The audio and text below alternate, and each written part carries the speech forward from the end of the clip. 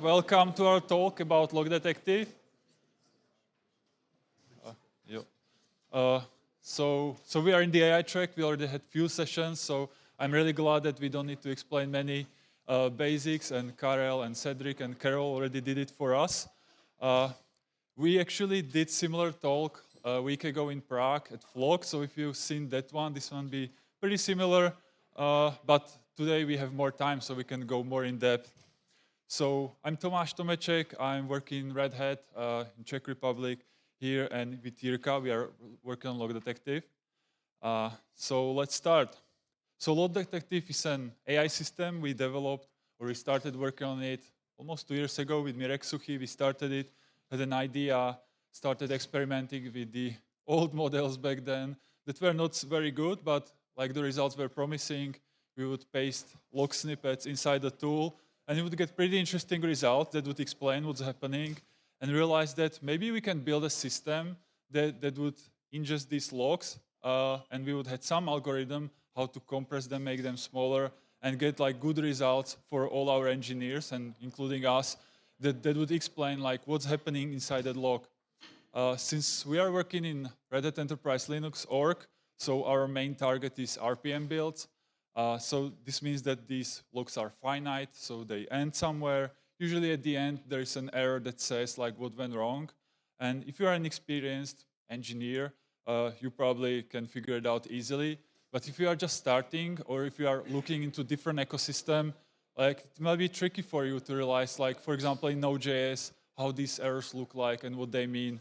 And I personally use Log Detective for many of such analyses. For languages I don't even know they existed, but Log Detective would tell me like what's happening and how can I fix it, or how can I progress with the analysis. So that's the gist of our tool.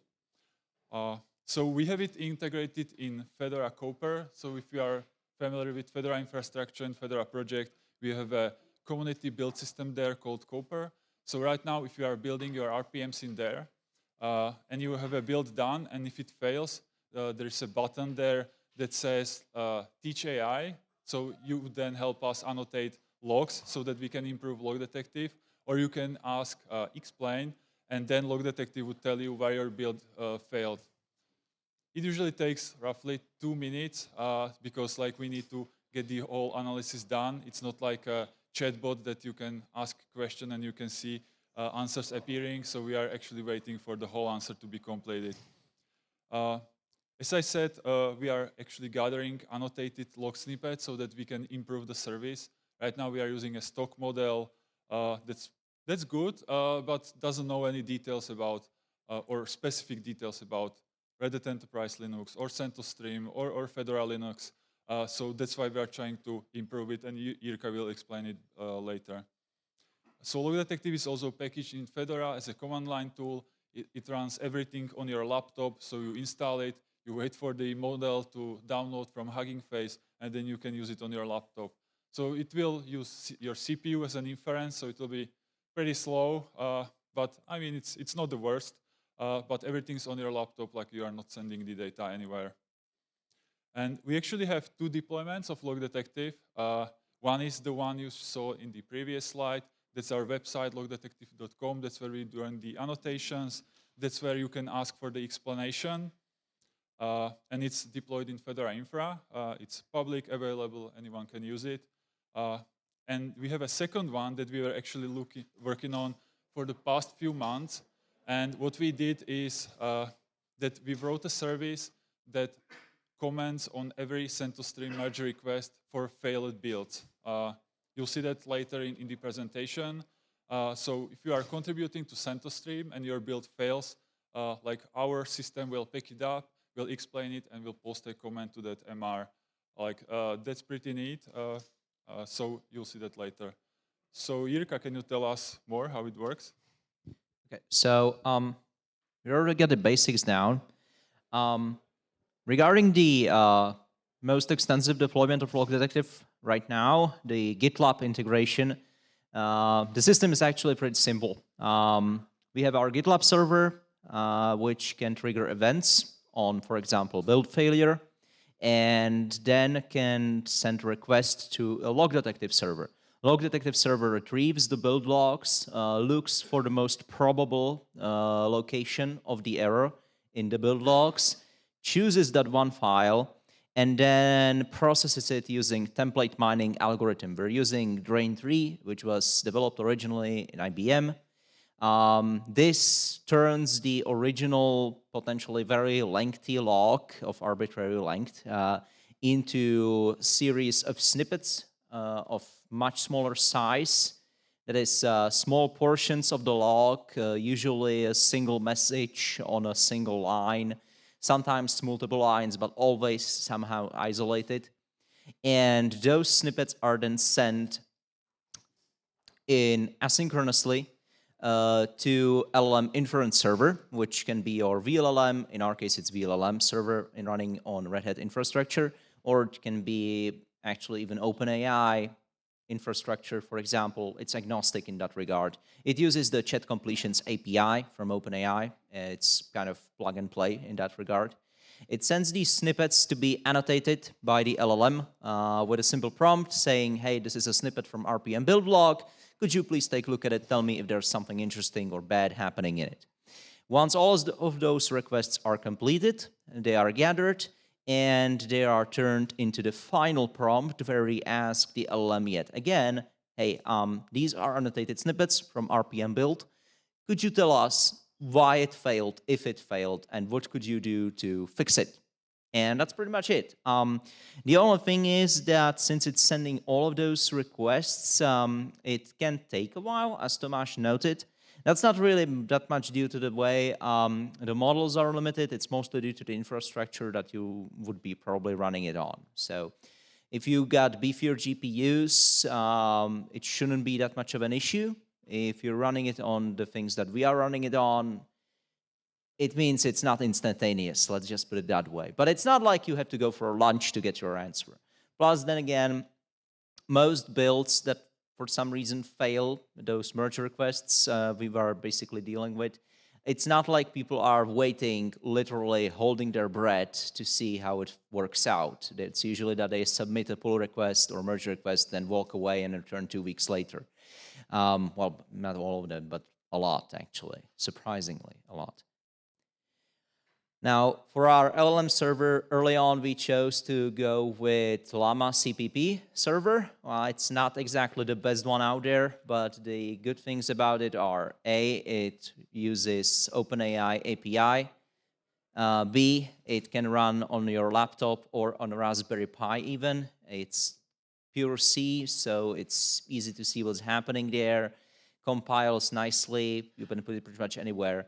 Then we have slowly moved on to a service which is now on a Red Hat infrastructure.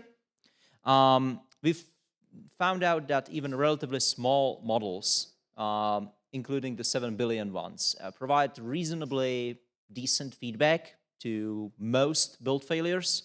Not to all of them, mind you, but to most, even if they haven't been actually trained on anything specific, even if there are literally the generic stock models you get from Hugging Face. Our default, if you download the CLI tool, is Mistral 0.2, I believe, right now. But you can just substitute any model of the similar category as long as it's compatible with the runtime you're having and go with that. We actually are even providing our own quantized model for that, which is it's a quantization of the Mistral model. It's down to 4 bits and it still works. On the internal infrastructure, we have the 7 billion model as well, but not quantized. So it's like slightly better, but it's not like, you still recognize the class you're dealing with. We have 2 analysis modes there. The first one is the simple. That's basically almost the same thing I was talking about, but with the small exception that we're not sending the snippets individually to LLM. Instead, we're putting them directly into the prompt without the annotations and telling the LLM, hey, there's a list of snippets being sent to you. Annotate them individually, then based on that, provide your final response. So that's the original mode of operation. Both of the modes of operation we have right now are basically leveraging something that was later called chain of thought and is now kind of widespread. The idea there is that LLMs tend to kind of work better or provide more interesting responses if you tell them to go through the process. I don't want to go in depth on that, but it's actually pretty fascinating. Anyway, the stage model does require multiple LLM calls, but it provides better output, and it's the reason why we have deployed it for the GitLab service and also for our web service, the one on our website, logdetective.com. Now, we've started with the GitLab integration from May 15th. Since then, we are trying to get all the merge requests that have failed builds and putting feedback on them. We are also allowing people to put feedback on our feedback using emojis, and we're gathering that. So the intention there is twofold. First, if something goes wrong and service starts to degrade, it starts spewing something which is not so much informative, we'll find out from the user feedback. Second, hypothetically speaking, if we gather enough of that feedback, we could use it as a basis for reinforcement learning. It's not something I expect to happen in the near future due to the fact that there's not many data points yet, but it's something we can, potentially think about. And of course, we have a, paper trail. So if people say, hey, this bothers me a lot, we'll just say, why didn't you tell us about it? That's totally not the reason why we implemented that feature anyway. So yeah, that's what we're doing right now. We are kind of trying to make the UI more pleasing to the eye. So we're trying to figure out how to make it, workable for people. And I think we're on a good path to get that working. As for our server, the log detective server, it's actually very small. It's written in Python entirely. There's just the template mining algorithm running on the log file, turning it into those snippets. Well, actually, it turns them into clusters of the templates, and then uses these to find representative samples from the original log file, which are then submitted to the LLM for evaluation. The funny thing about the drain, it's very, very fast, despite the fact that it's written in Python. It's like the fastest part of the operation. And even if you were to potentially disable the LLM entirely, this is the output of the drain is not actually without use. You can actually, usually in those clusters, you can find whatever error you had and a bunch of other interesting stuff as well, because those will get their own clusters due to the fact that they're unique. So let's get to how it works. Okay, thanks, Jirka. Yeah, thanks for a great explanation. So if you were lost, now I'll try to get you unlost because we have pictures now. We are not doing any live demo because, as you may know, AI is very unpredictable. And actually, yesterday I was doing a demo internally in Red Hat and it completely crashed and I wanted to jump out of the window. So no live demo, just screenshots. Okay, so the CentOS stream MRs, the commands that we explained. So this is how it looks like. So it's just a cutout of the command from GitLab. So this is what you can expect if you contribute to CentOS stream. You can see it's pretty long, the command itself, even though the error could have been explained maybe with like with 1 or 2 or 3 sentences. The LLMs can be pretty verbose. We tell them to be concise, to be brief, short, but they don't listen. They are still pretty verbose. We actually explored other models as well. They are better, so I hope that we'll sooner or later upgrade to something that will be more concise and more precise. This is what we have right now. At the bottom of the screenshot, you can see 3 items: details, logs, help. So logs, that's probably obvious. There are links to logs that we used, so you can easily access them. Help, I mean, that's even more obvious. But details is what you'll see here. That's what Jirka was explaining with Drain 3 and snippets. So this is what we are doing internally with the Drain, that we are filtering out those clusters, and we display them here. So you can see that what line in the log it is, the line itself, and then the LLM explanation, what LLM thinks it is. I think it's pretty useful, especially if you, like, none of us know like all the tools, like everything that's happening in the build process, right? But here we can get like a pretty solid explanation and I really love reading it. And usually at the end there is one that like has all the information why it failed. For example, a compilation failure or a test failure. And like if you are experienced packager, like that's all you need to understand what went wrong, and you can go and fix it. Or maybe in future we can have an AI agent to propose a fix for us. But right now this is what we have.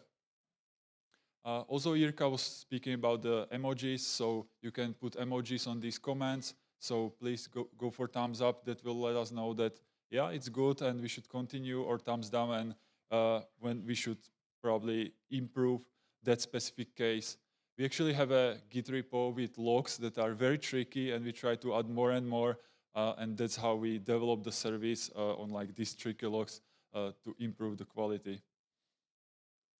And finally, so that was the CentOS integration, and for the website itself, so logdetective.com/explain, you can go there, you can put your link to your log, and this is what you'll get in 2 minutes.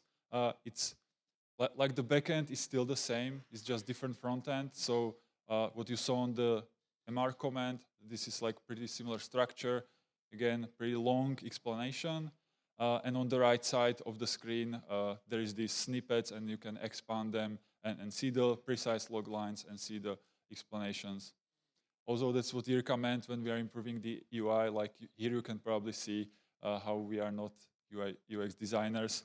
We already spoke to a few, and they gave us good hints, so I think we are on track right now to improve this page. Actually, one more thing to note is that we have some broken functionality on the website right now. Actually, our colleague was kind enough and let us know in the morning. And since we are presenting, we can't fix it. So the annotation doesn't work right now, but we'll fix it hopefully today or tomorrow after we are done speaking here. Sorry about that. Yeah, let's go to summary, to the final slide. Yeah, so what Tomas was mentioning is that we're still gathering data for the training. If you open our website, logdetective.com right now, you may notice that there's a big counter at the top saying that we got a bit over 1,000 logs collected. Those are the logs that were annotated by hand by people, let's face it, almost all of them from Red Hat, explaining various package build failures. Here's the thing, right? If you want to train your AI model, you need a lot of data, and the data needs to be of high quality. Unfortunately, gathering the data is not always so easy, especially if you're not paying people to do that. So that 1,000 or so took us how long? Yeah, about, let's say, 1 year, okay? Also, it took us 3 hackfests, all of them with pizzas and some reward zone points. So that's how difficult it is, even for us to get it. And right now, you can still ask AI about your build failures. That part works. Unfortunately, you can't help us because that's the part that's broken. The annotation tool just won't accept submissions. So if you are so eager that you've right now opened your laptop and you're like, hey, I'm gonna give these guys all the data I can, I'm sorry, not today. But the general overview is still the same. You can download the dataset we have right now. It's published under exceedingly permissive license. So literally everything you upload, when it finally works again, you will put on the internet forever. I'm just highlighting that because I think some people don't appreciate it.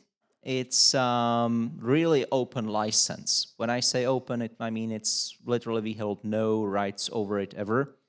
And that also means that since you can download it yourself, anybody else can. So please don't put in annotations containing your personal information.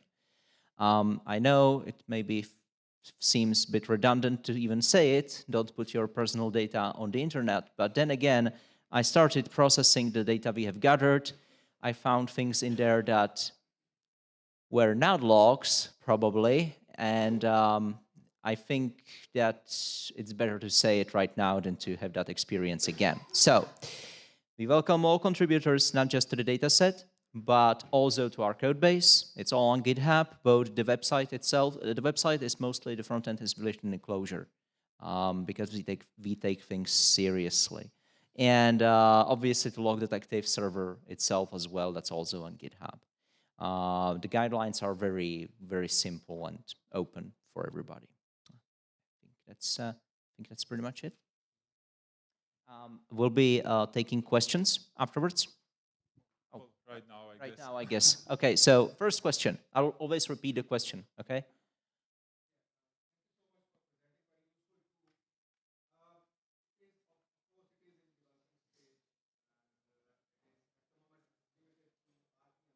Mm-hmm. Yeah.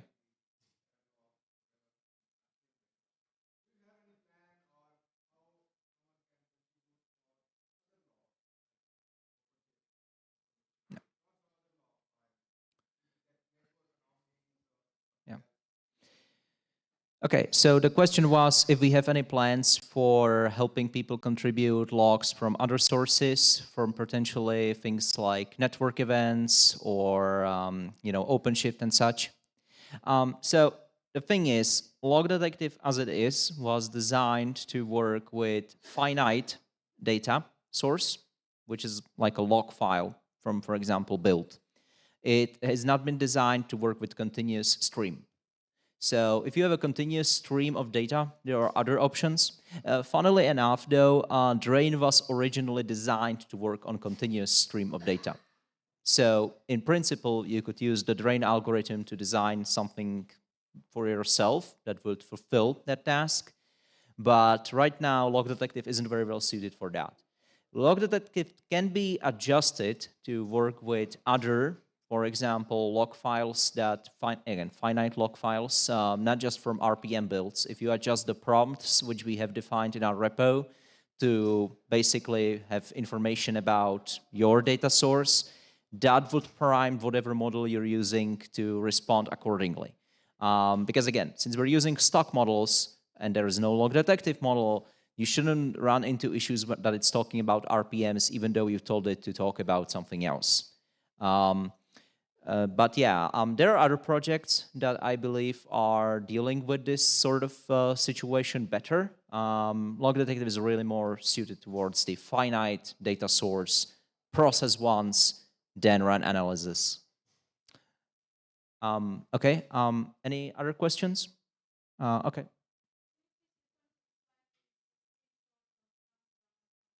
No. Okay, so.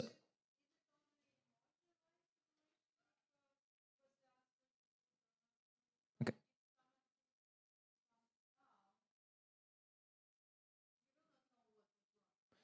Okay. Okay, so the question was first that I should rewind the presentation all the way to this slide. Second, that although there is thumbs up, thumbs down, that there is no way to provide like more precise feedback about what's happening in there. I mean, technically there is. One of those little buttons over there, the one with help, that's our contact information, so you can just write us what happened. That's the easiest way. That's how I would do it personally. You can also comment on the merge request as a response to our automated comment with some additional feedback. So nothing's stopping you from telling us, hey, this sucks, this and this is, and this is, and that's why. In fact, we welcome all such feedback. That's what we want. The big one.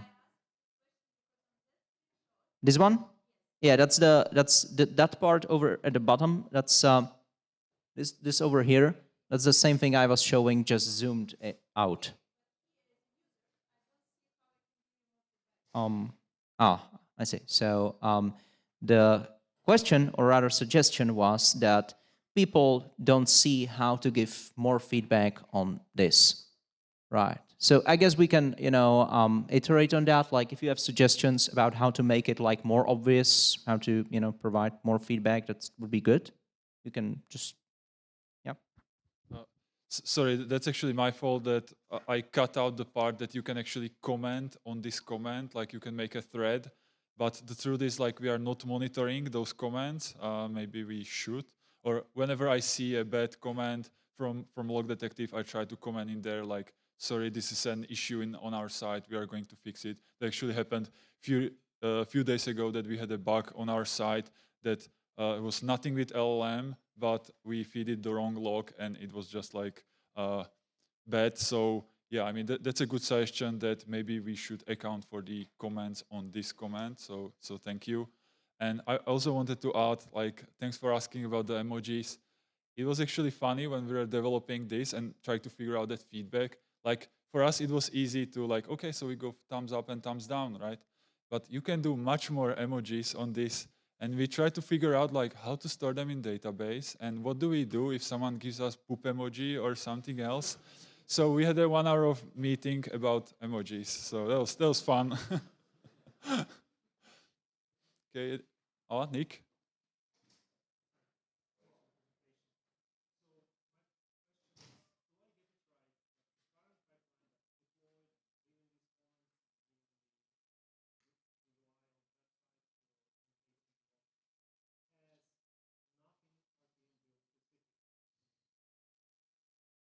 Yeah, so Nick is asking if, like, what we deployed, if it has nothing RPM specific. I think Jirka already answered that. We have it in our prompts. So, like, if we wanted to annotate, for example, container builds, we would need to adjust our prompts at minimum. Do you want to add something? There's one other thing. So the template miner is using a heuristic of sort to figure out where the snippets should end. Because originally Drain was designed to work on line per line basis. That's fine for the streams from firewall and such, but when you hit build logs, you have often sort of like set off cases. For example, whenever there's a compilation error, when it tries to highlight the code and so on, which would not get picked out in its entirety. They would get split into multiple chunks, which would not be exactly great. So we've added a heuristic that tries to keep these together. So you would probably need to take a look at that as well and try to figure out, like, does this still make sense for me? I mean, it's exceedingly simple. It's like 5 conditionals there, but still it would be a good idea to check that out. That and the prompts, obviously.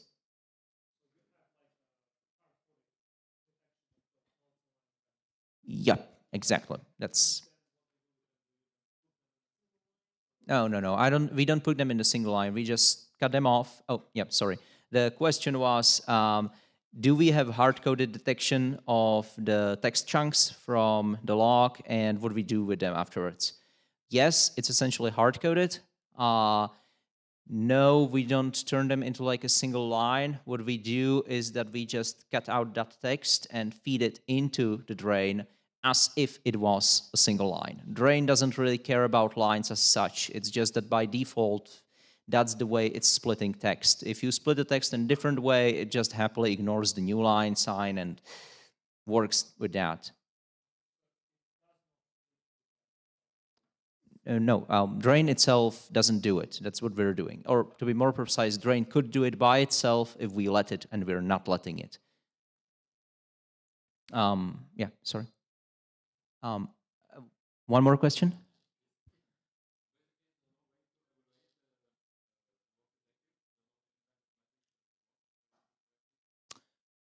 So the question is there any way to evaluate log detective? Are there any metrics and such for it? Okay, so that's a very good question, and I could go into a very long tirade about what's wrong with evaluating LLMs. I won't. I will do that on demand after the session, maybe.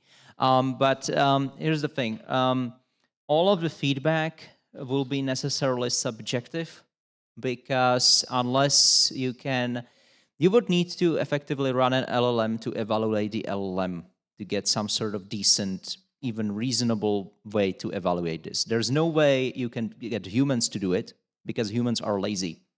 It's very difficult to get them to annotate the logs in the first place. Imagine if we asked everybody, you must provide us feedback, and it must be on the 10-point scale. At that point, we would probably get kicked out of the office. So humans can't do it. You can ask LLM to do it, but the question is, it's going to be how. If the LLM is already capable of figuring out if the build failure is actually what the log detective provided, you have effectively built a log detective on top of log detective. And we have found out that there's nothing that really matches that. Also, you would probably need to run it somewhere else because our infrastructure is already pretty taxed as it is. So you would probably need API keys for OpenAI or something else to do that. Then you would need to gather it. Who knows if it would even do that properly. So we're in a bit of an awkward spot where if you check the output, you usually can tell straight away if it makes sense or not. The model often enough admits that it doesn't have any idea of what is happening there. Of course, then it tries to propose what you should do, which is a bit unfortunate, but at least it admits that it doesn't know. That's a good part. So that sort of evaluation we can do. We do have a bit of a, I mean, I can highlight that, but so that thing over here, the percentage. So we found out that you can get probabilities of all the tokens for the text produced by the LLM. We found out that if the probability, the average, well, it's using log probabilities, but whatever. The point is I'm reversing that. So we found out if it drops on average below like 90%, you are almost certain that the model has no idea what's happening there. So that's one way of a bit of a vibe check for people. On the web page, we're showing that as a smiley face. So if it smiles, it's like over 90%, probability for everything. If it doesn't smile, it means you should probably not even read that. So that's one way we found out to kind of detect what's happening there. It's very much dubious technique. I would not recommend it in like life and death situations, but it's one of the better ones we have come up with.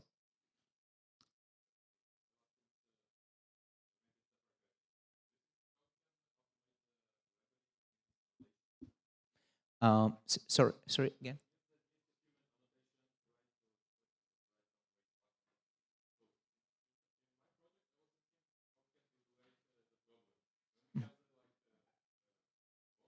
Mm-hmm.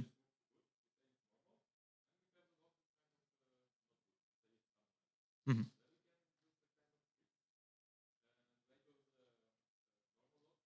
Mm-hmm.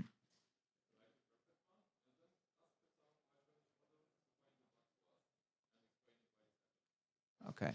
So the question is like that if we could differentiate between the normal logs and the, let's just say, logs containing some sort of failure, that then we could like have LLM to annotate the ones with failures and submit. Yeah. So here's the thing, right? That's a kind of it's a good idea, but there's one flaw in it. If you use LLMs to train LLMs, their performance gets worse, markedly so. Like LLM output as a training source it's not a catastrophe per se. I mean, InstructLab is basically built around that idea. It kind of works, but really it's incomparable in quality to what humans produce.